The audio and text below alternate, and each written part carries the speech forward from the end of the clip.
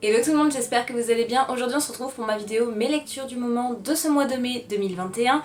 Comme vous avez pu pouvoir le voir, j'ai eu des gros coups de cœur ce mois-ci niveau lecture, ça parle toujours de sujets que j'adore. J'ai arrêté de m'imposer ce truc de un livre classique, un livre en anglais et un livre que j'aime bien. Je lis vraiment ce que j'ai envie, donc je ne parle pas plus longtemps, je vous laisse découvrir mes lectures du moment tout de suite. Le premier livre que j'ai lu ce mois-ci est un tome de la saga Twisted Tale, donc celui-ci a été écrit par Jen Kalonita et c'est celui sur Blanche-Neige, Un jour ma princesse viendra et si la méchante reine avait empoisonné le prince. Franchement, au début j'ai eu beaucoup de mal à me mettre dans ce livre-ci. Pourquoi? Parce que je pense que j'étais pas dans un mood où vous savez, on est bien dans un endroit et où on a ce besoin de lire. J'avais pas ce ressenti-là en ce moment, donc je pense que j'ai pas réussi à m'impliquer dans le livre. Et arrivé à un chapitre, là j'ai tout dégommé. Donc j'ai vraiment aimé ce livre. Donc c'est un livre des éditions Hachette Heroes qui coûte 16,90 €. Il fait exactement 378 pages. Et il est vraiment top. L'écriture quant à elle est vraiment très fine, comme vous pouvez le voir juste ici. C'est beaucoup plus fin que ce que j'ai lu après dans d'autres bouquins. Mais j'ai vraiment aimé ce tome et ça m'a refait découvrir un petit peu le dessin animé de Blanche-Neige que j'avais un peu laissé à la trappe ces dernières années. On va dire que c'est pas un de mes dessins animés Disney préférés. Je trouve qu'il est magnifique dans le sens où c'est le premier dessin animé en couleur qui a été fait et puis tout le travail qu'il y a eu derrière par Walt Disney et la compagnie Disney. Mais c'était pas mon dessin animé préféré. Et en fait ce livre-ci m'a donné un petit peu plus le goût d'aimer ce dessin animé là et c'est ce que j'ai bien aimé et ce que j'ai adoré aussi dans ce livre, c'est que justement on a une partie Blanche-Neige et une partie Ingrid, donc qui est la méchante belle-mère de Blanche-Neige, qui est... je sais pas si je vais vous le dire, j'ai peur de vous spoiler, mais bon, dans beaucoup de tomes Disney, dans beaucoup de livres qui reprennent l'histoire de la Blanche-Neige, j'ai remarqué ça, que Ingrid, donc la belle-mère de Blanche-Neige, n'est autre que la sœur de la mère de Blanche-Neige. Et ça, ils l'ont vraiment fait dans la saga Disney Villain by Serena Valentino ou dans celui-ci. Et c'est ce que j'ai bien aimé quand même, c'est qu'il y ait ce petit point commun. Je vais vous raconter le synopsis de suite. Le royaume est tombé entre les mains de la belle-mère de Blanche-Neige. Blanche fait profil bas au château, espérant tirer le meilleur parti de sa situation. Mais quand de mystérieuses informations à propos de ses parents refont surface et qu'un nouveau complot visant à la tuer tourne mal, Blanche décide d'agir. Accompagnée d'une bande de nains farouches, d'un prince qu'elle pensait ne jamais revoir et d'un inconnu énigmatique tout droit surgi de son passé, Blanche part en croisade contre la méchante reine pour récupérer son royaume. Aura-t-elle le pouvoir de vaincre un ennemi qui connaît le moindre de ses faits et gestes? Un ennemi qui ne renoncera pas, sous aucun prétexte, à conserver son trône? Car la méchante reine ne reculera devant rien, quitte à abattre tous les êtres chers à Blanche. Ceci n'est pas l'histoire de Blanche-Neige telle que vous la connaissez, c'est une histoire de pouvoir, de loyauté, d'amour. Une histoire où seul un détail peut tout changer. Moi, ce que j'ai adoré justement dans ce bouquin, comme je vous l'ai dit, voilà, c'est qu'on a le point de vue de Blanche-Neige, on a le point de vue d'Ingrid, mais on apprend à connaître des personnages qu'on ne connaissait absolument pas dans le dessin animé, tels que le prince. Donc je sais plus comment il s'appelle exactement dans le livre, je crois que c'est Édouard. Le prince Henri, pardon. Le prince Henri qu'on ne connaît absolument pas dans le dessin animé, on doit le voir 3-4 fois. Au début quand il rencontre Blanche-Neige, la seconde fois quand elle est dans son cercueil de verre, il l'embrasse et ils finissent ensemble. Donc on le voit 3 fois dans le dessin animé et on n'a pas vraiment de point de vue sur lui. Et je trouve ça dommage que ce soit pas un personnage qui a été plus impliqué, dans lequel on ne connaît absolument pas sa personnalité. Et c'est ce que j'ai retrouvé dans ce livre-là et j'ai beaucoup aimé. Du coup ça nous fait découvrir un nouveau personnage et j'ai bien aimé sa personnalité. On découvre aussi justement ce qu'on vous dit juste là, un inconnu énigmatique tout droit surgi de son passé pour Blanche-Neige. C'est quelqu'un de très proche pour elle qu'elle pensait qu'il ne faisait plus partie de ce monde.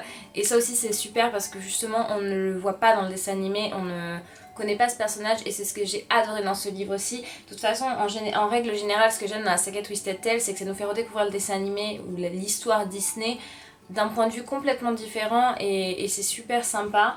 Donc j'ai beaucoup aimé. Franchement, si vous tâtez à le lire, celui-là, je l'ai vraiment beaucoup aimé.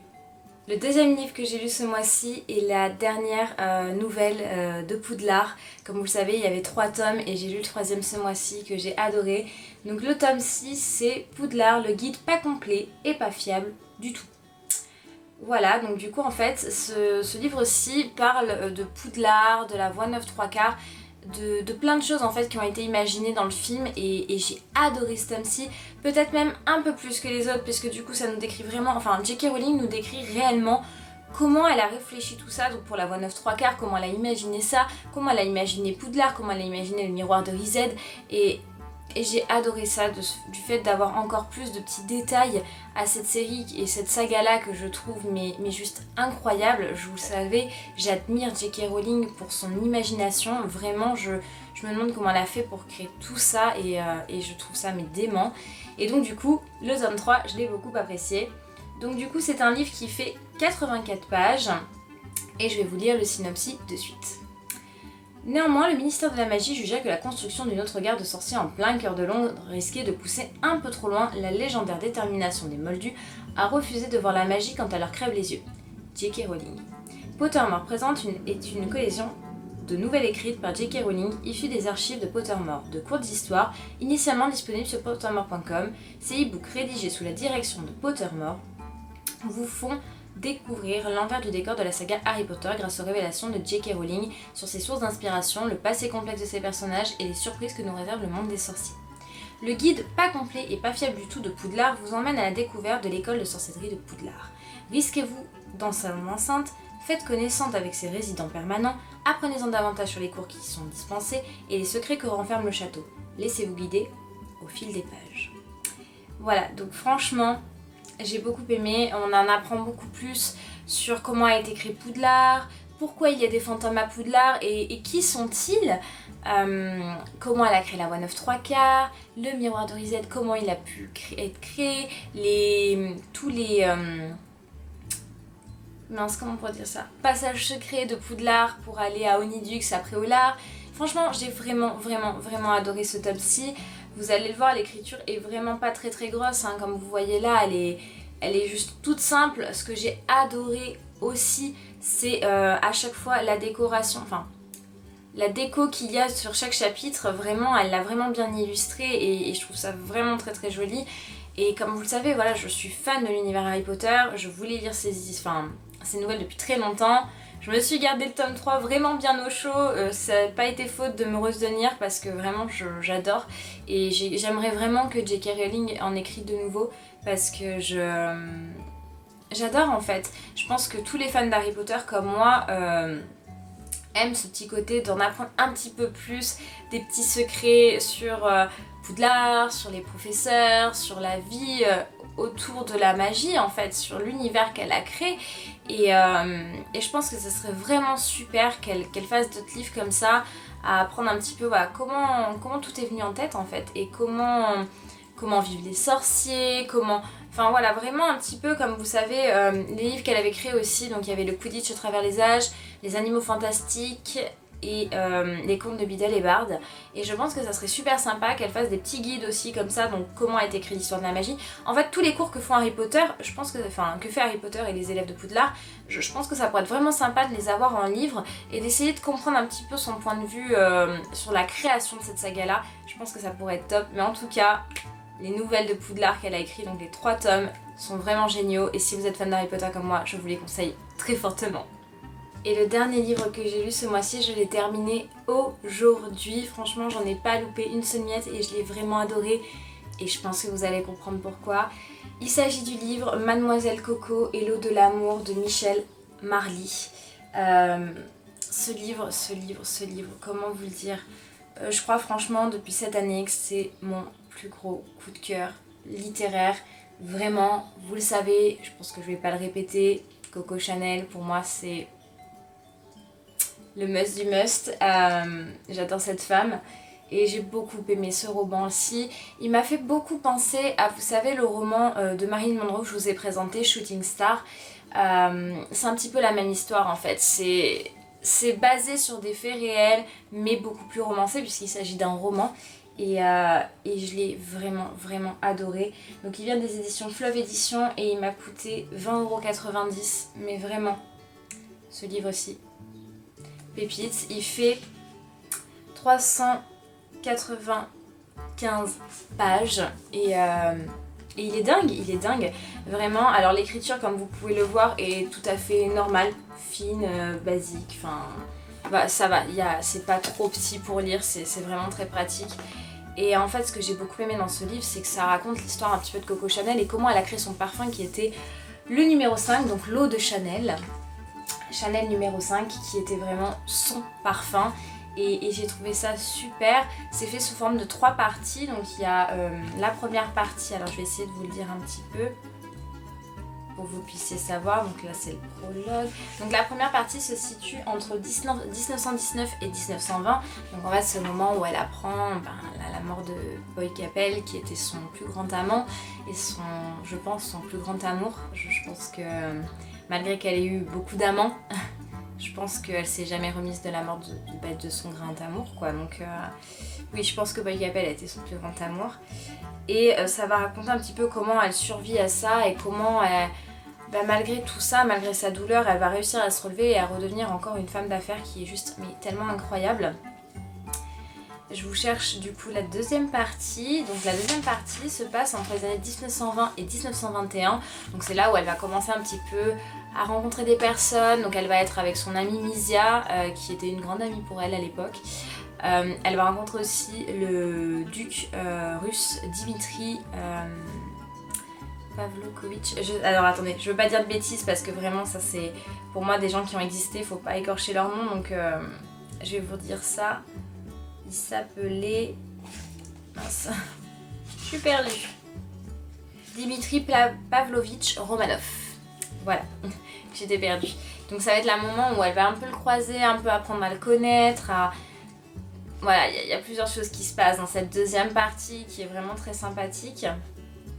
Je vous cherche la troisième partie du coup, pour vous dire exactement les années dans lesquelles ça se passe.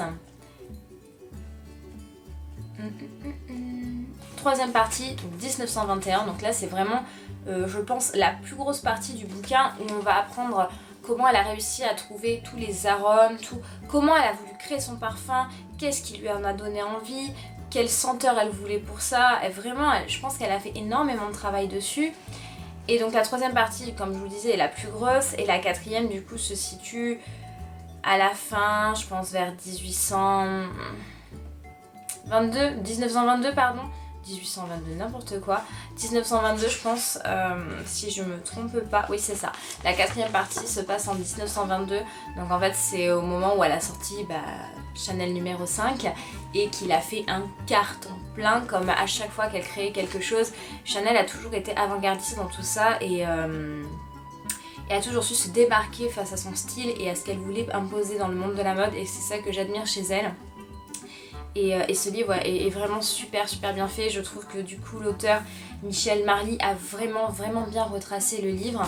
Et juste à la fin, donc vous le verrez après les autres tomes, du coup elle nous a fait un petit post-fast. Donc c'est à propos des personnages évoqués dans le livre. Donc on entend parler justement de Gabrielle Chanel, donc du coup son histoire. On entend parler de Misia Sertz, qui était son amie aussi de longue date, de Serge Diaghilev, d'Igor Stravinsky, qui était un grand pianiste à l'époque, Dimitri Pavlovitch Romanov, donc celui que je vous avais dit, Maria Pavlovna Romanov, donc qui est la sœur de Dimitri, François Coty, Ernest Beau, Pablo Picasso, Jean Cocteau, et j'ai vraiment trouvé ça sympa de tomber dans cette immersion un petit peu de la vie de Chanel à l'époque, mais tout en étant romancée, parce que comme vous le savez si bien, je pense qu'on aurait beau lire toutes les biographies de Gabrielle Chanel, on ne saurait jamais, mais vraiment jamais, ce qui s'est réellement passé dans sa vie. Elle a toujours été très secrète dans tout ça, dans toute sa vie privée, dans tout ce qu'elle faisait. Elle était très secret, et je pense qu'on ne devinera jamais vraiment ce qui s'est réellement passé dans sa vie. Sauf à moins de faire un remontage, de remonter dans le temps, de la rencontrer et de parler avec elle. Mais même ça, j'en suis pas sûre. Mais j'ai adoré comment elle a pu, cet auteur-là, donc Michel Marly, inclure de la romance et de la vérité dans ce bouquin-là. Vraiment j'ai adoré. Vous le savez, j'adore la mode, la beauté industrie et la mode industrie, c'est quelque chose qui me plaît beaucoup. Je suis désolée si je renifle, mais je suis un petit peu enrhumée. Donc du coup, c'est pour ça que des fois, je parle un peu du nez. Mais vraiment, j'ai beaucoup aimé.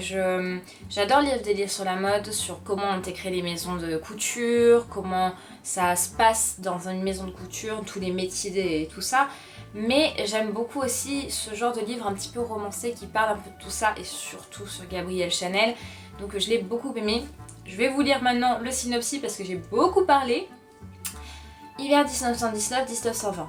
Après la perte brutale et tragique du grand amour de sa vie, Gabrielle Chanel, surnommée Coco, traverse une terrible crise existentielle. Ni son entourage, ni son travail ne réussissent à la sortir d'une tristesse profonde. Jusqu'au jour où elle se rappelle leur dernier projet commun, créer sa propre eau de toilette.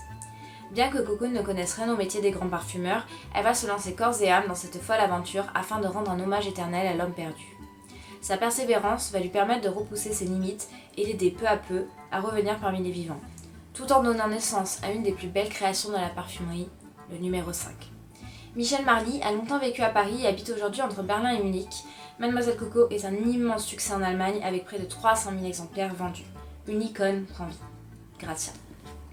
Voilà, comme je vous ai dit, vraiment, c'est incroyable de se dire que, bon, même si c'est romancé et que c'est peut-être pas comme ça que ça s'est passé, mais je pense en mon fort intérieur que de ce que je peux un peu entendre, de ce que j'ai pu lire sur Coco Chanel, c'est ce qui s'est passé dans le sens où cette femme-là, elle s'est toujours relevée, elle s'est toujours battue, elle s'est toujours donné corps et âme dans son métier pour essayer de surmonter tout ce qui se passait dans sa vie et c'est comme ça qu'elle est devenue la femme la plus connue dans le monde de la mode.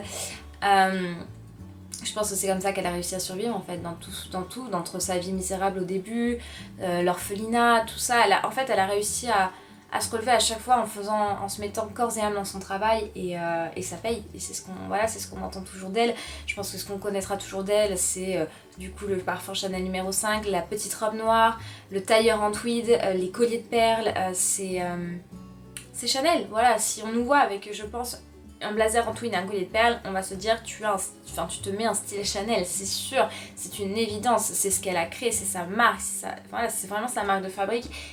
Et voilà, pour résumer vraiment en gros ce livre-ci, je vous le conseille. Si vous adorez Coco Chanel, si vous adorez le monde de la mode, vraiment, c'est un roman qu'il faut avoir, vraiment. En fait, j'ai pas les mots pour vous le dire parce que je l'ai tellement aimé que je regrette même de l'avoir fini parce que voilà, c'est vraiment le plus gros coup de cœur littéraire que j'ai eu cette année 2021. Et voilà tout le monde, cette vidéo est terminée, j'espère qu'elle vous aura plu, j'espère ne pas vous avoir trop bassiné avec l'histoire de Coco Chanel, mais vous le savez, je suis une fana incongrue de cette femme-là, et donc du coup ce livre-ci m'a tellement plu, je me suis tellement vraiment mis dans cette histoire, je me voyais vraiment dedans comme spectatrice, que je pouvais pas ne pas vous en parler longuement, donc voilà. Mais écoutez, si cette vidéo vous a plu, je vous laisse la liker, la partager, vous abonner à ma chaîne si ce n'est toujours pas fait, d'activer la cloche de notification pour les recevoir quand mes vidéos sortiront. Et puis quant à moi, je vous fais d'énormes bisous et je vous dis à très bientôt dans une prochaine vidéo. Salut!